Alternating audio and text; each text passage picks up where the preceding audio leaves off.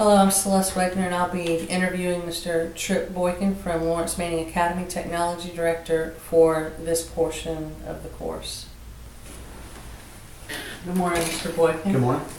I'd like to ask you some questions about your professional experience as a Technology Director. Sure. How many years have you been in the professional field of technology? As it relates to education, Yes. almost 10. Almost 10. Yep. Can you describe your specific role as a professional in that? It has evolved over the years. I began my role as a part-time teacher, and as I looked around campus, our campus originally only had 29 computers, and none of them were attached to the internet.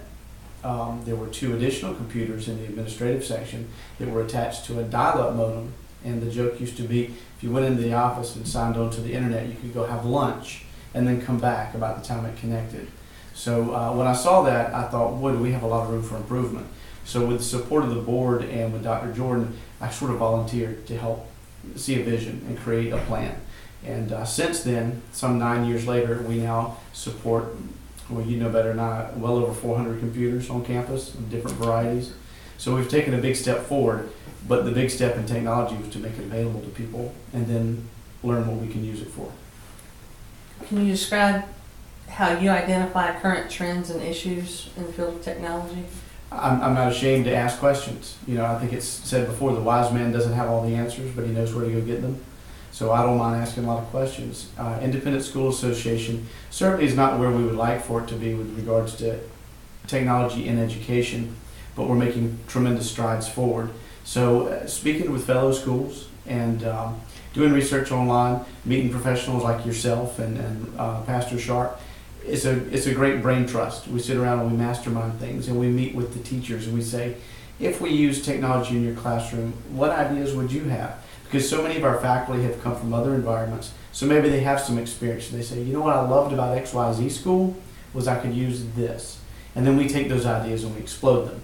And that's really where we get the ideas and the trends from. I rely heavily on folks like yourself who stay more directly plugged in than perhaps even I do. I have good people around me, and that's why this is successful. Okay. And how do you see the trends impacting your decisions you make and what you do? The word trends is interesting. I'm a bit of a literalist in that regard. I want to try to avoid trendy things, but I don't mind trends. If there's a popular method or a technology path that we're taking, that's wonderful. For example, for a while there, the big push was a computer in every single classroom. But then in many cases, people weren't sure what to do with that computer. It was more of a bragging right. The trend in education was every classroom has at least one computer. Ooh, wow. But what are they doing with that computer? Oh, wow, they're taking AR tests. But what are they doing with the computer? And then folks like yourself come along, and with your help, we begin seeing other visions. Let's put smart boards in place. But what are you going to do with the smart boards? Then we look at the Mimios. What are you going to do with the Mimio? Let's put multiple computers in the classroom, but what are you going to do with the computer? So from a trendy standpoint, you and I try to avoid trendy things unless we know that that trend is going to become a benchmark. And that's where I guess I'm being a literalist. Trend is a neat word, but I'm looking like you do. We're looking for benchmarks, not trends. Education is too expensive, and technology in education is too expensive to chase trends. What we need to chase are benchmarks, opportunities to build off what we have. The smart boards have been an excellent investment. Our iPads have been an excellent investment. Enhancing our labs has been an excellent investment. Apple TVs and iPads in the classroom have been an excellent investment. And once we begin to master those ideas, then we can look at how do we expand that technology and those ideas. And as we're talking about trends or benchmarks, what trends or benchmarks are likely to have the largest impact on teaching, learning, or education over the next several years here at Lawrence Manning? Hands-on. We can brag and get excited about the technology that's in the classroom, but if all the kids are allowed to do or watch us use it, that's not really helping us. Part of our goal in technology and education here is to put the technology in the hands of the students, because they're the ones who have to go off to college and are expected to use it. Things that we've used that seem like common things to some of the public school sectors. Edmodo, is it Knology? Things like that we're just beginning to use, but the kids are embracing it. Miss Weigert using the polls on the big screen in her classroom to take quizzes. I've sent quizzes to some of my kids and polls to some of my students. They need their hands on that technology, whether it's through their smartphones in the classroom, whether we're providing them the opportunity to use that iPad or two that's passed around the classroom. Kids, students need to touch the technology. It won't do them any good to watch us play with it. And with what you're saying with iPads, other than the iPads, what emerging technologies are likely to have, which I just asked you that, but what factors do you consider when deciding to adopt emerging technologies for your organization as you talk about the iPads and smartphones? I think everybody would have to be honest and say the common denominator in every decision is going to be budget. How can we get the most out of the little bit of budget that we have? And everybody would tell you they have a little budget. But I could compare myself to another school and go, wow, your budget's infinitely greater than mine. But everyone feels like they have a small budget. Knowing that technology is going to have a short shelf life. You know you're going to be replacing technology. How do we look at it? Budget's important, but beyond that, sustainability in the classroom. Is it going to last us a while, or are we having to reload every 3 years on brand new technology and brand new computers? Or can we upgrade what we have? The iPads, what's the lifespan on those? Is an iOS going to come out that makes a piece of hardware obsolete too quickly? We look at usability as it relates to budget, but then ultimately, can the kids use it and to what degree? If it's just a trophy to brag about, then it's not worth investing in.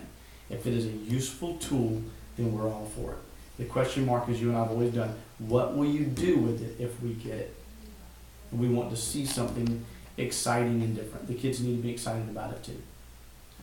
And what challenges are likely to have a large impact on teaching, learning, or education over the next several years here at Lawrence Manning? I think two things.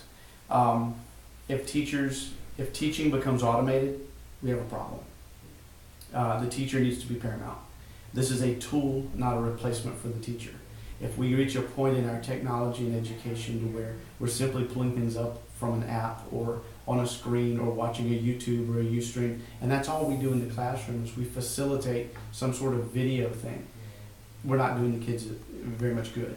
We need to make sure the teacher is using this tool to enhance what he or she is already doing. The first step is don't let the robots take over. We don't need to become the Wally world, as we see in the Disney flick. The next thing that comes with it is misuse of technology by the students. Will we keep an eye on what they're using it for?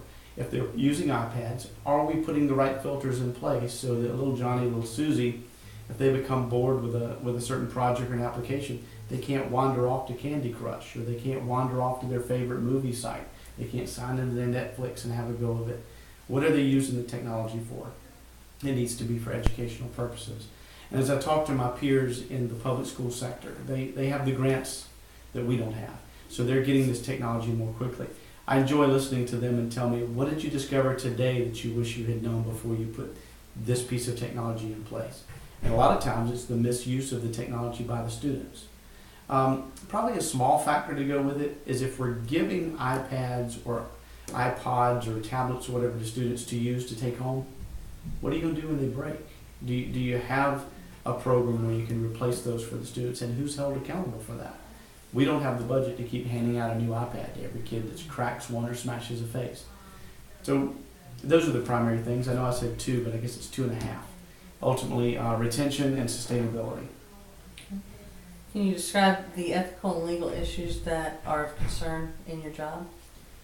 With regards to what is our liability as a school, I think the obvious one is if we put the right filters in place and show the proper intent and diligence to filter material as it relates to our students, to protect them from the bad side of technology, then I think that's important. If we're reckless and careless and kids can access whatever they want, and we're not policing that, then I think that's a major liability. Certainly we don't want any technology that's going to harm a child, whether it be emotionally or physically. So that's part of it. Morally, it goes back to what I said initially. We want to make sure access to the proper types of material, that access is maintained. We can't leave that up to the children. Sometimes their personal filters don't work as well as ours. That's what I think our biggest liability is. Okay. And what advice do you have for a future professional entering the distance education or educational technology field? Well, we don't do distance education here, so I can't speak to that. But I guess you're asking if someone came into my position, you've begun to take more and more of the responsibilities that I used to have. I've become more of an overseer. I think you would agree with what I'm about to say. It's a lot to digest, keeping up with all of the, as we said earlier, the trends. But the biggest trick is trying to balance all the great ideas that are being thrown at you with what you can afford to do and what you already have. Integrating new ideas into existing technology is paramount because it's the most efficient way to use technology in a school. I think it would be easy to chase gadgets. All the demos and vendors that are thrown at us constantly, it's easy to chase gadgets and chase a new idea before we've fully explored the current idea. I think we do a good job of that here, and that's to your credit. We really try to use what we have before we go chasing the newest, greatest idea. Don't be an idea and a gadget chaser. Pay attention to your budget. Pay attention to the things that work, and don't just sign up for everything under the sun. Explore, but don't buy until you know. That's the best, and that's in the corporate structure too. So just be careful what you buy into. Make sure you're using what you have first. It doesn't matter how much you have until you learn to manage the little bit that you do well. That's my advice to someone. Thank you for spending this time with me in this Sure. interview. I appreciate Glad it. to do it. Thank you. Thank you.